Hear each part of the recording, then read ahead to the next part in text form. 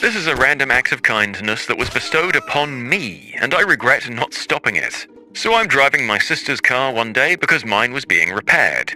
Her boyfriend is at the Naval Academy, so she has a Navy bumper sticker displayed very prominently on her rear window. It's also double-sided, so one can read it by looking straight back. I have no idea why this exists, but I noticed it later. I drive through a Chick-fil-A because I'm hungry and it's delicious, and I realize right after I order and pull ahead in the drive-thru that I don't have my gosh darn wallet. This is a huge thing because I've never ordered something in a drive-thru and not been able to pay for it. Nor have I ever not had my wallet when called upon to pay for something that I ordered. So I'm looking frantically around under her seat, near her console, among other things. It's not a very familiar car and it has a black interior, unlike my car which has a grey interior. My wallet is black. I finally get to the window and, still walletless, I say, "I'm sorry, this is so embarrassing, but I think I lost my wallet." She leans out of it and looks at the car, which is a mid-size SUV. The bumper sticker is very prominent, from just about any angle, assuming that by some miracle they haven't already seen it. This place isn't in a great area, and there were cameras all over. Then she says, "1 second," and withdraws, closing the window. I twiddle my thumbs and she leans out a few seconds and says, "It's all right, sir. It's on Chick-fil-A tonight." I respond, "Wow, thank you so much." She replies, very serious-faced, "No, sir. We should be thanking you." This is really puzzling, but I'm still in "crap, I'm driving without a license" mode, and stop the car to look further. I didn't find it, whatever. I go home and the wallet is under the passenger seat. I guess I'd made a hard stop and was wearing gym shorts and it had slid out. And then I realized that I had an extra chicken sandwich. This is an amazing day. Only then did I realize that it was because I was mistaken for a serviceman and given free and extra food. I just didn't realize this at the time because, hey, free food, and hey, no freaking license or money. In short, someone gave me free food because they thought I was in the Navy. Turns out, I'm not. This question just brought back a terrible memory. My mum called me from work one day because a deaf lady got a flat tire and didn't have AAA. My mum knew she had no money because her card got declined often, so she asked me to put her spare tire on. I went over and it was a minivan with the spare strapped to the underside of the car. The bolts were all seized. I had to get WD-40 from the store to get them loose. I told her that I was likely going to break the bracket under her car. She seemed okay with it. Since it was rusted out, it did indeed break. I had a hard time with everything because the car was in such disrepair. But I did get the spare on for her. She never thanked me and drove off. I did notice at this time that she had a healthy son in the seat of the car playing a handheld video game. He was about 15 and could have helped. End of story, right? Wrong. She comes to my mum's work telling her that I caused thousands of dollars in damage to her car and she wanted me to pay half. My mum told her to get lost. She said that she would get lost in exchange for filling up her tank with gas. My mum called me and I went over, and this is where things get crazy. I refuse, so she says okay, and things are going to get terrible for me. She calls over 2 of her friends, I guess to intimidate me? They both were the size of Uncle Kip from Napoleon Dynamite. Anyway, they weren't going to do anything, but she breaks down and cries. She's going to lose her son, she says. She just needs money to eat. I told her I don't believe her and to leave. So she slaps me in the face. How can she slap? Anyway, the police are called and they tell her to leave. She backs her van into my car, causing a $700 repair bill. The police saw it and said there was no point in going after her. She has no money. So I paid out of pocket because I didn't want to claim that was $200 over my deductible on my history. I saw her once again after that at the bank. She tried to apologize and I told her she owed me $700. She promptly walked out. I regret helping her so much. My goodness, is anyone else just being made wary of literally all other human beings?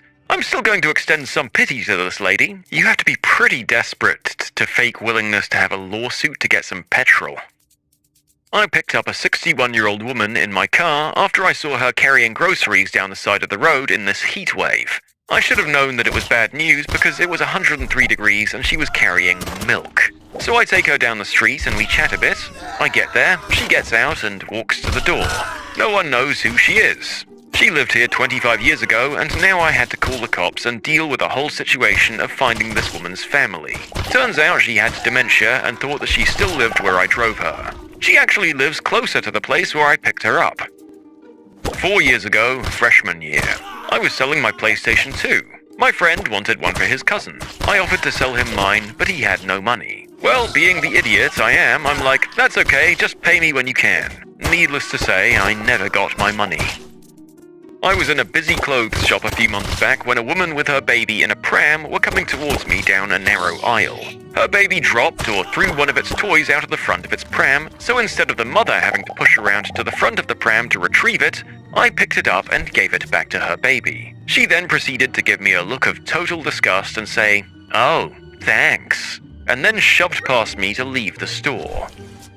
Agreed to help one of my best buds, a guy who I'd been good friends with since we were in elementary school, with our classwork. We were the same major at a local college. 2 days later, he rushes for a frat and starts pretending like he doesn't know me except for when we have class together. We didn't speak for a solid 2 years after that semester was over.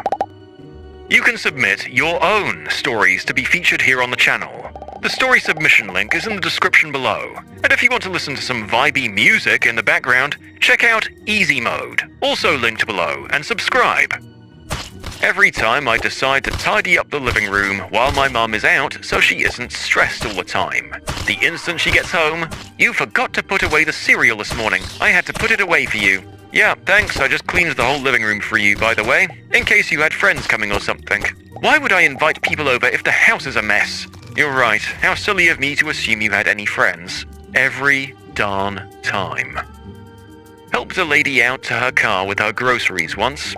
As I was helping her put them in her car, the lady in the vehicle next to hers didn't see me and slammed the hatch of her van down onto the back of my head. She opened her door sometime between trips to the cart to put the groceries away, I guess. I don't remember much, just mumbling that I was sorry and had to go and leaving the lady I was helping as I went back into the store to wait for my husband to pick me up because I wasn't fit to drive. Turns out I had a concussion and I had to go to the ER and all sorts of other good stuff. Later, I guess the rest of the story was that the lady just threw her Thanksgiving turkey into the back of her van and left as fast as she could when she had realized what she had done. Apparently she didn't even ask if I was okay, just gave a look of horror and left as fast as she could. Happy Thanksgiving, you crock of number 2. I hope you rot in heck. Around 6 years ago when Pokemon hit India, we would get these Jenga cards in a particular brand of chips called Uncle Chips, and it was extremely rare to find a Pikachu card. So this one day I decided to buy 2 and I gave one to my elder D-bag brother as his bag didn't have a Jenga card. That jerk got the Pikachu, and he didn't even give it to me. I hate you, Angelo. One year on the 4th of July, my parents were hosting a big barbecue at our house for family and friends. And we were having a ton of people over. My mum was talking about having so much to do to get ready for it and having so much food to make. And she seemed really stressed out over it since we rarely have that many people over. I felt really bad for her since she seemed overwhelmed. And I offered to help out in some way, but she said no, it was fine. One of the things she talked about having to do was make a ton of cupcakes the morning of the barbecue. So at midnight on the 4th, after my parents were asleep, I made a crap ton of cupcakes. I baked multiple batches, waited for them to cool, put icing on every one of those mother effers, and decorated them with 4th of July related things. It took me hours and I finally managed to finish right before my mum woke up. I was pretty proud of myself since they turned out really nice, and I felt good that I managed to take a few hours off my mum's workload for that morning. Later that morning, after my mum woke up, she came into my room and the first words out of her mouth were, "That's all you made? That's never going to be enough. You didn't use the right icing. We have tons of people coming and now I'm going to have to make more," etc., etc. I felt awful. I was just trying to help. I really regretted it, especially since I could have used that time to finish up a paper. God damn, that's insensitive and mean. Your guests can be damn thankful for anything they get, and I'm sure they would have been fine with the cupcakes. This is the moment where a good parent swallows their pride and says thank you, even if they don't think that it's enough. Maybe make another small extra batch if you aren't sure, but don't shoot your super nice kid down that way. I went to help my buddy get out of a pool when he reached his hand out for help. Then he braced against the wall and pulled me in. Jerk! Huh? That's when you put Benadryl into his alcoholic drink later in the night, and when he's bordering on unconscious, you throw him into the pool. Oh, what? Do you need my help? No, now you drown. As a child, I used to collect keys. I had a shoebox full of random keys, all of which I loved dearly. My older sister's friend was over one time, and while secretly going through her makeup, I broke her powder. Crushed and embarrassed and trying to figure out how I could repay her, I gave her all of my keys. Every single one of them. As an adult, I realize now that she probably didn't give a crap about my keys. And to this day, I still wish I had them. My boyfriend lived with his sister and they did their whole cleaning war thing. The whole, I'm not going to put this up until he or she cleans this up bullcrap. I tried to help by doing the chores for them sometimes because the place was disgusting. I was doing the dishes one day and asked where their garbage disposal was. My boyfriend kind of showed me, then went back to playing video games or whatever he was doing. Turns out there was no garbage disposal and I clogged their drain. His sister wasn't happy. I offered to help my brother write a paper for English. He's in college and I'm in high school. I was so OCD about getting him a good grade that I ended up spending 6 hours rewriting the entire thing, until 1 a.m. I regretted it the second I read the first paragraph and realized his paper was complete crap. I witnessed a car accident while stopped at an intersection. This guy turned right in just as an old lady stepped off the curb to cross the street. I saw her get hit, jumped out of the car, ran across the intersection during a green light, so I could have gotten hit by a car too, got up to her lying bleeding all over the pavement and asked her, "Are you okay?" To which she replied with, "Of course I'm not." It was stupid of me to ask that question, but it's kind of a habit when you see someone hurt. I wish she hadn't been such a witch to me about it, but then again, she did just get hit by a car. Maybe she thought you were the one who hit her. Quite plausible, especially with all the sudden shock involved. I offered to help a workmate move when I was drunk. He called the next day when I was 11 out of 10 hungover, after too much tequila, and asked me to come help out. I moved his boyfriend's, and other roommates' crap over a 12-hour period. Just the two of us, and he couldn't lift anything heavy. Up 3 stories with no elevator. F my life. I once had my cousins visit, and the two of them were hanging out in my room. At the time, I'd been saving up money so I could buy something special. It just so happened that I put the $1,000 into one of my purses hidden in my closet. So the youngest asked if she could have a purse, and I said, "Sure, you can have any one you'd like. Just make sure that you check the inside." So she checked the inside, and I had a strong feeling that it was the purse with the money she had chosen to take. She did. I asked her if I, myself, should check it, yet she insisted that it was indeed empty. As soon as they left, I regretted taking her word and couldn't help but check every single purse. She had it for sure. A week later, I confronted them and they admitted it and told me they gave it to their mother, and their mother thought it was fake, so she, quote, threw it away. I'm not entirely sure what happened to the money. I stopped to help a car that had overheated. They stopped about a half-mile from a gas station, and I decided instead of making him walk, I'd go to the next exit and get him water. The next exit was 14 miles away. I would have felt too guilty about leaving him there waiting, so I did it anyway. I had to drive 28 miles out of the way when I had an hour drive ahead of me, late at night, with an early morning start at work. I should have let him walk. I used to be a night auditor at a hotel. There was only one other night auditor there, and she was a middle-aged woman who also waitressed at 2 other jobs. As a result, she was extremely overworked and would ask me to cover 1 or 2 shifts a week. Every shift we worked was from 11 until 7. One day she called me at 5 p.m. asking me if I could cover for her. I said yes, even though I hadn't slept yet. I grabbed a few meager hours of sleep and headed in. About an hour into the shift, I started falling asleep and regretted the crap out of my decision. I regretted it more when I realized I was scheduled to volunteer the following morning. At the airport the other day, I saw an elderly lady struggling to take her bag off the bus that moves from the plane to the terminal. So I approached the lady and picked up her bag for her, only to not realize her bag wasn't closed properly, so when I picked it up, all of her clothes fell out. Thus ended my random act of kindness as I ran away.